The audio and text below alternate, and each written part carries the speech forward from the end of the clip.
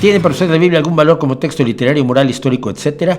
Literario mucho. A ver, es uno de los grandes libros de los mitos de la historia humana, como la epopeya de Gilgamesh, o los Vedas, o estoy tratando de acordarme de los libros sagrados de los mayas, por Dios.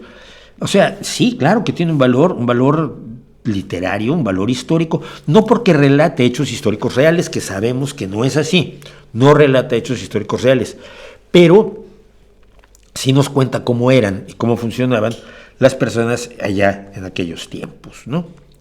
Y literario, a ver, hay cosas que son bastante malas. El estilo literario de la Biblia es cansino, es repetitivo, como lo obliga la tradición oral.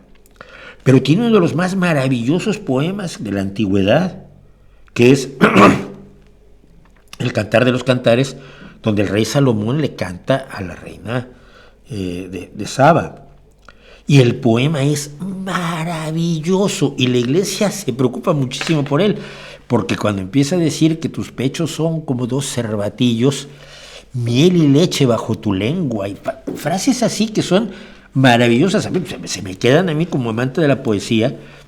No, es que es una alegoría entre el amor entre Cristo y la iglesia. Mira, no, por más que lo intentes, no es una alegoría del amor entre la iglesia y Cristo, es un poema de amor profundamente erótico, profundamente calentorro, delicioso en su aproximación de una entrega amorosa absoluta.